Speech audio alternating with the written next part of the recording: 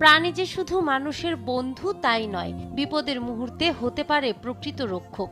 সেটাই আবার প্রমাণ করলো একটি গরু। শিং উঁচিয়ে একটি শিশুকে আক্রমণ করতে যাচ্ছিল ষাঁড়, আর ঠিক সেই মুহূর্তেই ঝাঁপিয়ে পড়ে শিশুটিকে বাঁচায় গরুটি।